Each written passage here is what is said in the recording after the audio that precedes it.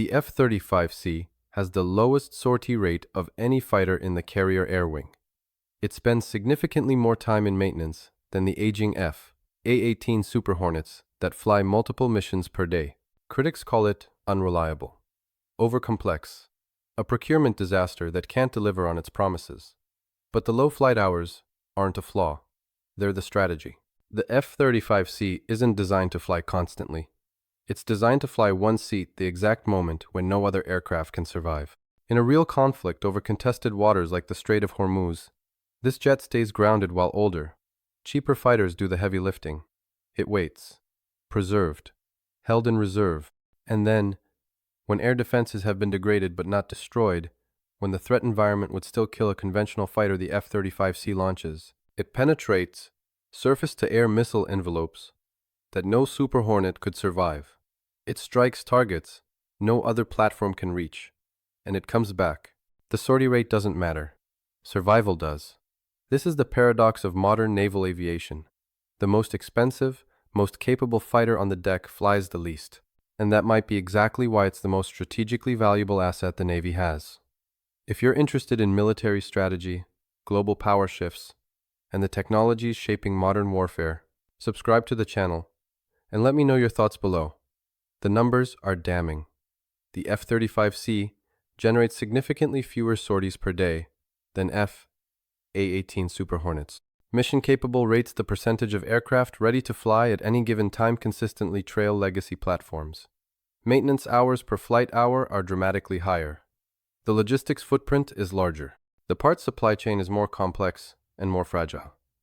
Critics point to this as proof that the platform is fundamentally flawed. Too complex to sustain in real combat. Too expensive to justify. Over $100 million per aircraft, and it spends more time being serviced than flying missions. Defense analysts have called it a cautionary tale of over-engineering, a jet designed to do everything that ends up doing very little because it's constantly broken. The perception has solidified. The F-35C is an expensive disappointment that can't keep pace with the operational tempo required in actual war. But sortie rate isn't the metric that matters. Survival is. In contested environments, the F-35C is deliberately held back during the early phases of air operations. This isn't a limitation, it's doctrine. When a carrier strike group begins combat operations against a sophisticated adversary, F/A-18 Super Hornets and EA-18G Growlers launch first. Their mission: systematically degrade enemy air defenses. Suppression of enemy air defenses seed missions. Electronic warfare. Standoff strikes using long-range anti-radiation missiles. The objective isn't to destroy the integrated air defense system entirely. It's to weaken it. Punch holes in radar coverage. Force mobile SAM batteries to reposition. Degrade command and control networks. Create windows of vulnerability, but not eliminate the threat, because complete destruction of a modern air defense network is extraordinarily difficult and resource-intensive. There will still be active radar systems, still be operational missile batteries, still be lethal threat envelopes that can kill an aircraft. That's when the F-35C enters. Its mission isn't to fly when the skies are safe. Its mission is to penetrate the remaining SAM threat envelopes that would still kill a conventional fighter. The zones where radar coverage has been degraded but not destroyed, where electronic warfare helps but doesn't guarantee safety, where an F/A-18 would be detected, tracked, and engaged, but an F-35C might slip through. The low sortie rate is intentional. Preserve the stealth aircraft for the missions where stealth is the only thing that keeps the pilot alive. If this changes how you see the F-35 debate, hit like. To understand why this matters, you need to know what Iranian air defenses actually look like. Iran's integrated air defense network isn't a relic of the Cold War. It's modern, layered, and lethal. S-300 systems acquired from Russia. Domestically produced Bavar 373 long-range SAMs, reportedly comparable to the S-300. Mobile short and medium-range missile batteries positioned along the coast and repositioned constantly to avoid targeting. Advanced radar arrays capable of tracking non-stealth aircraft at extended ranges. Command and control networks designed with redundancy to survive partial degradation. This creates layered coverage. Long-range strategic systems provide early warning and intercept capability at high altitude. Medium-range systems cover approach corridors. Tactical point defense systems protect high-value targets. Electronic warfare can degrade this network.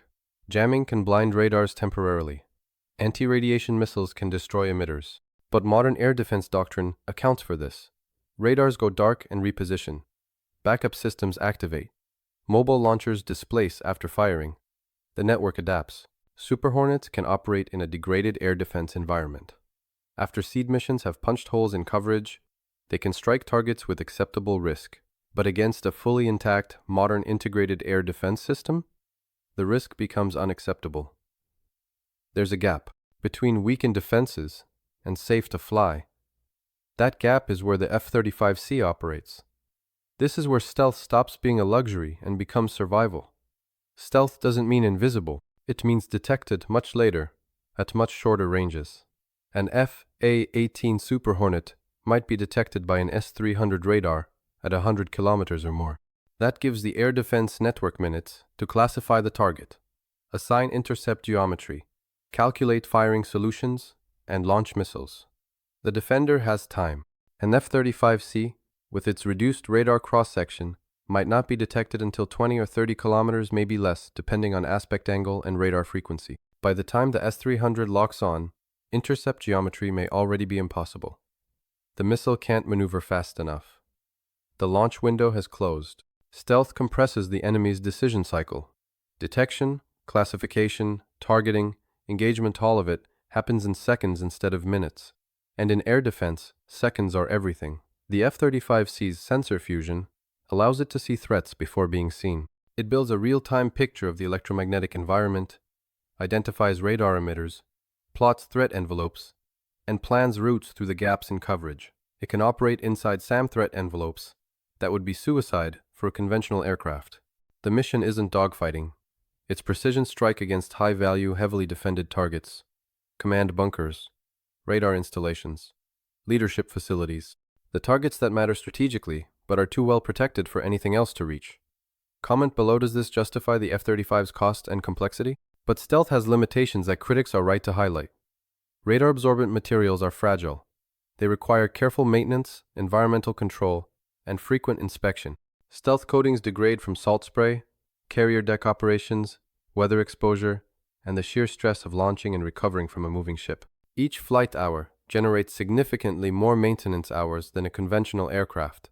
Specialized technicians, climate-controlled facilities, proprietary parts from limited suppliers, software updates required frequently to maintain sensor fusion and mission systems integration. The logistics footprint is massive. The supply chain is more fragile. Fewer suppliers produce components. Lead times are longer. If a critical part fails, the aircraft could be grounded for days or weeks waiting for replacement. This isn't a design flaw. It's the inherent cost of stealth technology. You can't have low observability without complexity. You can't have advanced sensor fusion without sophisticated software and hardware integration. You can't have both without accepting the maintenance burden. The trade-off is explicit. Fewer missions flown, but the missions flown are strategically irreplaceable. An F/A-18 can fly 3 sorties in a day. An F-35C might fly 1. But that one sortie accomplishes something the F/A-18 physically cannot, penetrating an intact air defense network and striking a target that would otherwise remain untouchable. Which raises the critical question: is this actually sustainable in a long war? The doctrine of selective employment depends on several assumptions, and if any of them break, the strategy unravels. First, attrition. Lose one F-35C in combat, and you can't replace it quickly. Production rates are limited. Training a new pilot takes years. The Navy operates a small number of F-35Cs compared to Super Hornets. Every loss is strategically significant. Second, logistics under sustained operations. The complex supply chain that barely sustains peacetime readiness could collapse under the stress of extended combat. If parts don't arrive, if maintenance facilities are damaged, if specialized technicians are unavailable, the F-35C fleet could be grounded not by enemy action but by logistical failure. Third, mission creep. The pressure to use the F-35C for missions it shouldn't fly because other assets are exhausted or unavailable. If the conflict drags on and Super Hornet squadrons are depleted, commanders may have no choice but to employ stealth aircraft in roles they weren't optimized for, wasting their unique capability on missions that don't require it. Fourth, adversary adaptation. China, Russia, and Iran are investing heavily in counter-stealth radar technology. Longer wavelength systems, network sensors, AI-driven pattern recognition. Stealth is not a permanent advantage. It's a temporary edge that adversaries are actively working to erode. Fifth, economic sustainability. Can the Navy afford to operate and maintain this fleet at scale during an extended conflict? The cost per flight hour is significantly higher than legacy aircraft. Multiply that across hundreds of sorties over months, and the financial strain becomes unsustainable. Sixth, doctrine mismatch. The strategy assumes the war follows the script. Air defenses are degraded not too much, not too little, and then the F-35C strikes at exactly the right moment. But what if defenses aren't degraded enough? What if they're degraded too much, and the F-35C isn't needed? What if the conflict doesn't create the conditions the doctrine requires? The assumption that the F-35C flies once, at the critical moment, depends on that moment actually arriving as planned. And there's a deeper problem embedded in this strategy. There is no confirmed combat employment of the F-35C against a peer or near-peer integrated air defense system. The F-35A and F-35B have seen limited combat use strikes in the Middle East. Operations against non-state actors but not against advanced Russian or Chinese SAM systems under contested conditions. Actual radar cross-section data remains classified. Public claims about stealth effectiveness are unverifiable. We know the F-35C is stealthier than an F/A-18, but by how much? Against what radar frequencies? Under what conditions? These are unknowns. The effectiveness of sensor fusion under heavy electronic warfare is untested in real combat. Simulations and exercises provide data, but they can't replicate the chaos, unpredictability, and adaptive countermeasures of actual war. Whether stealth coatings hold up under sustained carrier operations in a contested environment unknown. Will the materials degrade faster than expected? Will maintenance crews be able to sustain readiness under combat stress? Iranian, Chinese, and Russian counter-stealth capabilities remain largely opaque. Claims about advanced radar systems capable of detecting stealth aircraft exist, but their actual effectiveness is unproven and unverifiable from open sources. The gap between simulated exercises and actual war remains vast, and until the F-35C is employed in the role it was designed for, against the threats it was designed to defeat, we won't know if the doctrine works. But even with these unknowns, the strategic logic is already reshaping naval aviation. If the F-35C proves effective in its designed role penetrating advanced air defenses and striking high-value targets that nothing else can reach it, validates the model of exquisite platforms reserved for critical missions. If it doesn't, the Navy has bet enormous resources on a platform that can't deliver when it matters most. The broader question facing naval aviation: should future carrier air wings have more F-35Cs or fewer? Is the right balance one or two stealth squadrons supported by larger numbers of cheaper, more sustainable aircraft? Or does the future belong entirely to unmanned systems that combine stealth, endurance, and expendability without the maintenance burden? China is watching. Their carrier air wings will reflect the lessons learned from U.S. employment doctrine. If selective use of high-end stealth platforms proves successful, expect similar strategies. If it proves fragile, expect alternative approaches. The jet that spends more time on the ground than in the air may still be the most strategically valuable asset on the deck, if the mission it's designed for actually happens. But in a world where wars may not follow the planned script, where logistics break down, where adversaries adapt faster than expected, a fighter designed to fly once, perfectly, at exactly the right moment carries enormous risk. Is it strategically brilliant or dangerously fragile? The answer may depend entirely on whether the war the Navy is planning for is the war it actually has to fight. If you want more deep analysis on military power and global strategy, subscribe to the channel, like the video, and share your perspective in the comments.